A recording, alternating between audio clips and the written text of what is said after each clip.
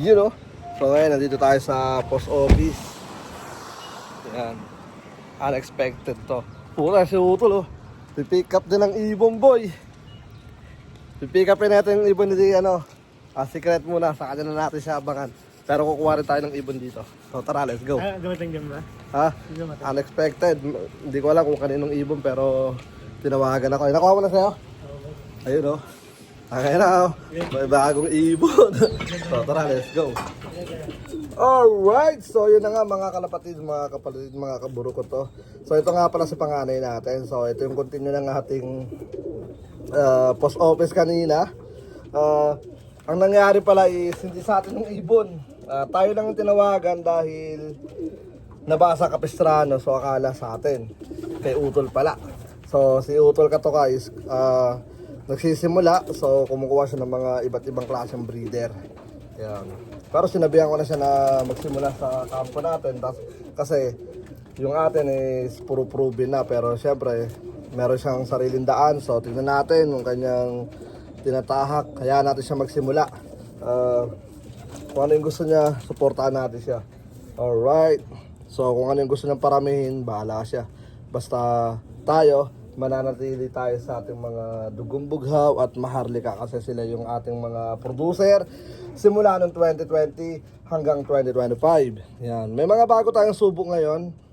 Itong 2026, first time natin magpasok ulit ng bagong breeder dito sa kampo, pero puro bigatin na pangalan. Pero syempre, hanggat walang resulta ay walang wala pang pakinabang. Kumbaga, nandun tayo sa magandang ibon, pero syempre, iba pa rin pag may resulta na. So, subukan natin kung para sa atin yung bloodline na yon. So, ang pinakamaganda lang doon ay meron tayong base na history ng mga lahi na yon. So, tingnan natin. Alright, so di ko pa sila binabangga sa Maharlika at sa Dugong Bugaw kasi gusto ng partner natin na unahin muna yung pick niya, and then soon subukan natin kung may ibabangga na natin sa Dugong Maharlika natin at Dugong Bugaw. Alright, so ito si panganay, ang kauna-unahan natin breeder. Flyer, kaya siya naging panganay 2019. So itong ibon na to napakalupit dahil naglabas na to ng 6th place 2023. Grabe, oh. Tandaan na niya. So 2019 tong ibon na to. So ilang taon na siya? Magsi-7. Grabe. So magpipitong taon na pala tayo nag-iibon, no? Kasi 2026. Yep, 2019 to nakakuha. June. Yan. Shoutout to Noy Pilop. Yan.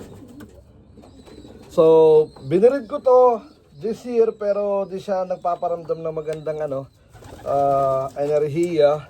So basically kapag ganon, after ng 2 weeks di siya nangitlog, inaano ko na dito, pinapahinga ko na baka di siya ready at baka matanda na siya. So hindi ko to i-let go dahil ang tawag doon, treasure ko na to. Kumbaga ito yung pinakamaganda para sa aking ibon dahil ito yung pinakaunang ibon na pinalipad natin sa kampo doon sa pinakaunang bahay natin. Yan. So, yan, napakabilis ng panahon, and then ngayon is nagre-ready tayo para sa next chapter natin, but not right now but soon. Abangan nyo yung next chapter natin. Yan. So ito, sana buhay pa. Yep. So, ibibreed ko pa rin to. Unahin ko lang muna yung mga pang one low price natin. So, ibibreed ko siya po treasure na lang siguro. Stock, yung magiging anak. Kasi producer na rin to. Ayan. Yun, oh. Yung kapares na ito napunta kay kay Ate Maylin, kay Anjos Love. Yan, yung cock na blue bar. So, big mistake natin dahil lumalaro pa yung anak niya. Binenta ko na yung tatay. So, partida, nagkabulutong yon before third lap yata o fourth lap. So, di siya nakasakay ng 2 beses. Pero sa final races, nag 6 overall pa siya. So grabe, isipin nyo yun. 2 beses siyang hindi nakasakay pero nag 6 overall pa siya. 6th place, money winner. So, paano pa kaya kung di siya nagkabulutong? Yan. Alright, napagandang ibon nun. Di ko na kinuha kay Jai, sabi ko sa kanya na yun. Kumbaga, hindi ko lang sigurado kung ano na naging history sa kanya. Yan, kasi panganay natin. Tanda na, pero i-breed ko pa rin yan. So, doon tayo sa ating mga breeder section. Okay, so ngayon nandito tayo sa ating breeder section. Yan. So, kapakapa tayo ng mga inaan natin, sinusubukan natin. Ito nga pala yung ano natin, 2025 money winner, 400 miles. Yan, first drop. Grabe, napakaganda. Napakagaling na ibon. Kinapos lang to ng final race sa 350, kaya sabi ko may chance pa to sa 400 sa second, tinatawag na second wing ng ano, ng karera.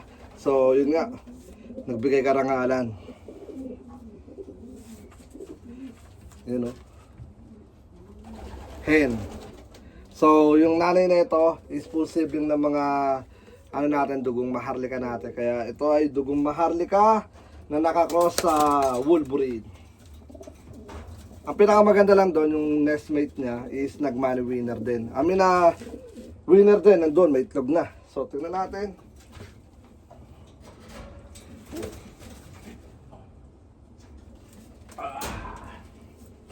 Ito yung kanya nestmate.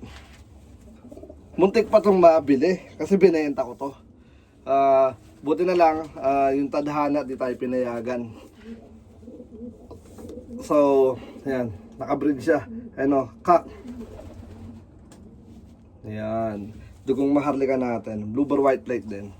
So, plano kong paggawan to ng mga ano, pigeon ID ng mga warriors natin kasi matagal na tayo hindi nagpapagawa ng pigeon ID kasi simula nung namatay yung gumagawa ng ano natin, gumagawa ng tawag dito,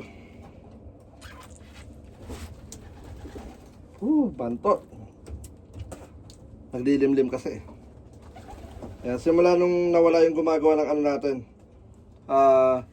pigeon ID. Shoutout kay Manuel. Sa mga nakakilala dyan, comment kayo dito sa baba kung kilala nyo si Emmanuel.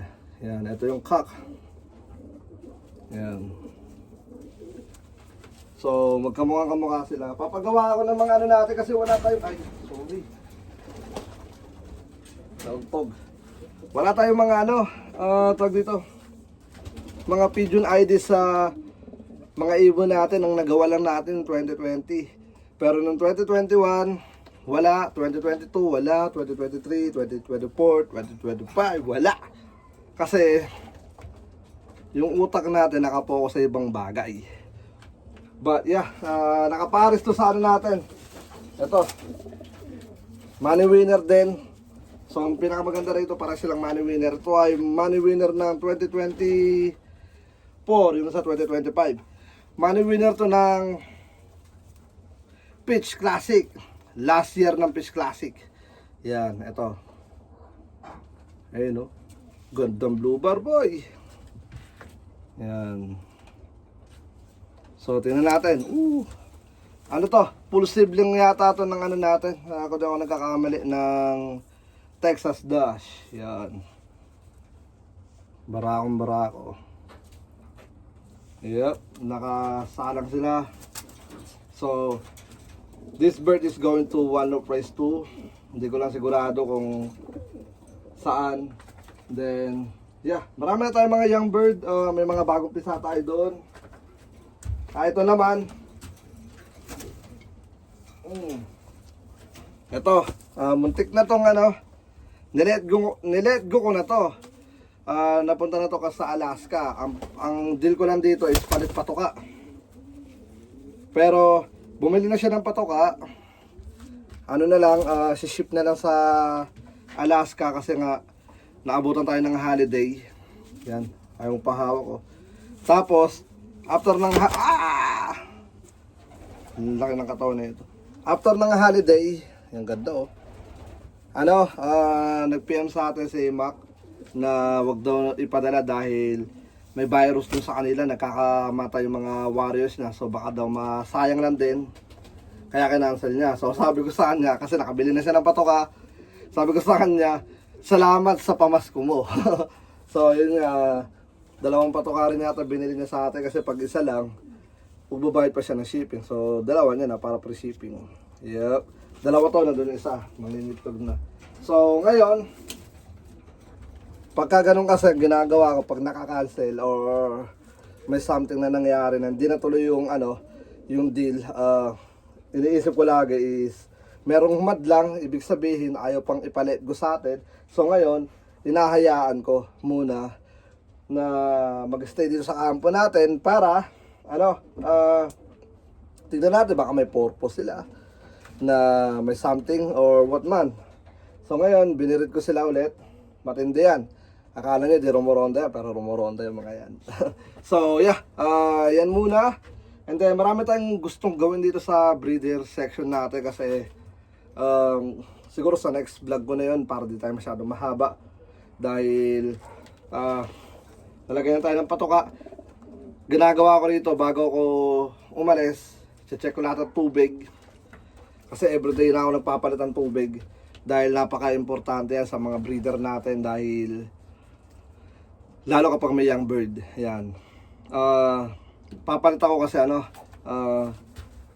sa immune system ng mga warriors natin. Kasi paminsan, yung mga tubig nadudumihan, nagkakaroon ng drop nila. So pagka nakainom at naisubo, magtatay, mababasa yung kanilang mga drop.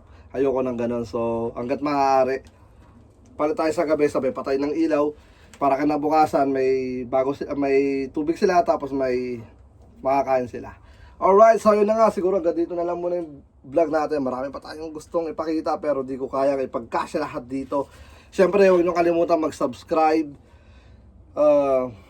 like, and comment sa baba kung saan umabot yung video natin. Maraming salamat and then peace out. Let's go!